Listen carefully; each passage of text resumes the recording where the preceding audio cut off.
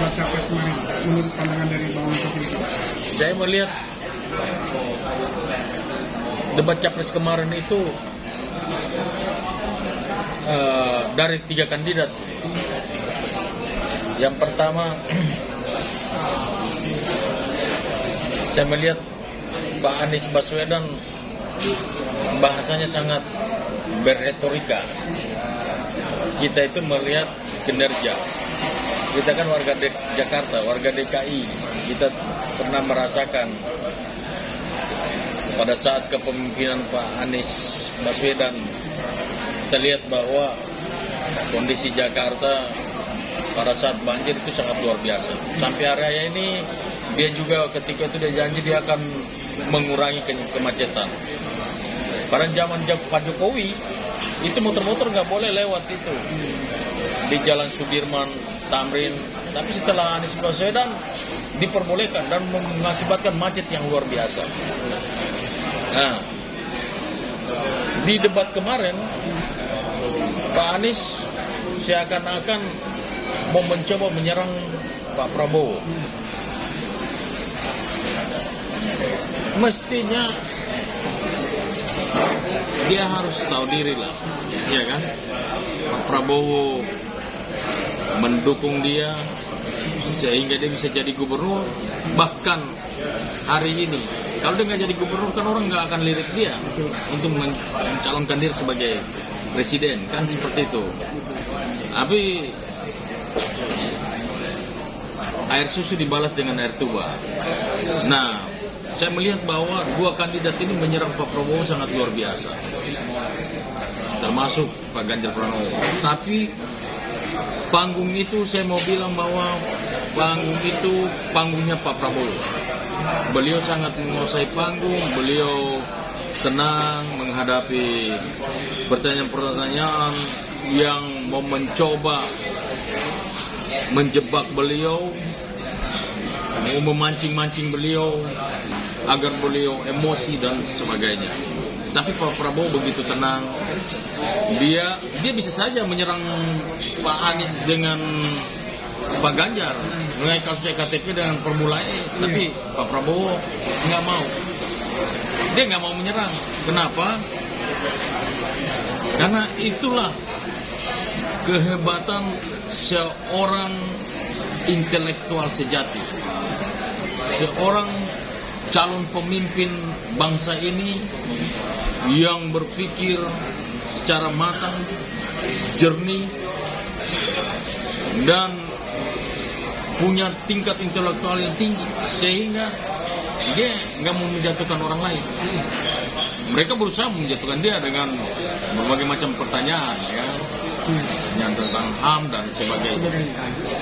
Tapi beliau sangat begitu tenang, dan saya lihat bahwa inilah calon presiden kita yang harus kita usung untuk jadikan presiden untuk menuju kepada Indonesia emas. Hanya Prabowo Gibran yang bisa, yang lain tidak bisa. Apakah di debat itu Prabowo terlihat tersudutkan? Saya lihat Pak Prabowo tidak tersudut, dia tidak merasa tersudut. Memang dia menyerang, dari kedua-duanya menyerang, tetapi Pak Prabowo begitu tenang. Dia tidak terjebak dengan pertanyaan-pertanyaan yang mencoba menjebak dia sehingga buat dia emosi, tetapi dia tenang. Nah, itulah kehebatan Pak Prabowo. Iya. Nah, apa sih pengaruh dari hasil debat terhadap elektabilitas Pak Prabowo ini? Nah, dari hasil debat capres kemarin, ketika kita evaluasi lagi, malah ada saya lupa ya, lembaga survei mana. Tadi pagi saya baca di berita di Detikcom, itu malah elektabilitas Pak Prabowo tambah tinggi, tambah naik. Nah, ini hati-hati. Ini saya bilang ini bisa satu putaran. Iya. Satu putaran memang. Satu putaran. Saya yakin ya. Nah, harapan abang ke depan untuk debat capres berikutnya buat Prabowo Gibran apa yang banyak yang meragukan Gibran itu seperti apa? Abang sebagai kader. Saya melihat bahwa saya tidak meragukan Gibran, karena kita lihat bahwa Kota Solo dia mampu memimpin dengan baik. Terus kemudian nggak mungkin lah bapaknya seorang presiden dan memimpin Indonesia 10 tahun ini sukses berhasil luar biasa. Itu kan suatu modal dasar dia, di mana bapaknya akan menjadi mentornya dia. Nah, jangan kita anggap remeh. Gibran ini cerdas, pintar dia. Kita menganggap remeh dia, tapi nanti lihat, saya jamin nanti lihat pada debat cawapres nanti, debat kandidat cawapres. Berarti abang tidak meragukan Gibran? Saya sedikit tidak ragukan Gibran. Pembawaan tenang Prabowo jadi sorotan gimana bang? Ya, itu di mana-mana komennya. Banyak yang mengomen tentang pembawaan tenangnya Pak Prabowo, mereka sangat mengapresiasi itu. Bahkan salah satu pendukung Pak Prabowo, Budi Sujatmiko, sempat bilang, Pak Prabowo coba agak sedikit nakal, tapi dia bilang enggak, saya enggak mau. Saya mau menghargai debat ini, saya menghargai demokrasi Indonesia. Saya tidak mau menyerang siapa-siapa. Saya mau tetap soft. Saya sangat menghargai demokrasi. Jadi terakhir dari saya, harapan abang untuk cawapres tahun 2024 Pak Prabowo dan Gibran seperti apa?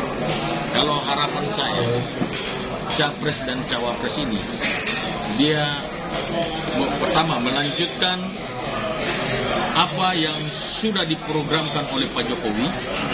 Karena kita lihat bahwa ketika Indonesia dipegang sama Pak Jokowi, maju pesat luar biasa, ekonomi juga bertumbuh luar biasa. Walaupun di tengah-tengah COVID yang menyerang seluruh dunia, tetapi Indonesia bisa bangkit. Dia bisa bangkit, bukan cuma bertahan tapi bangkit.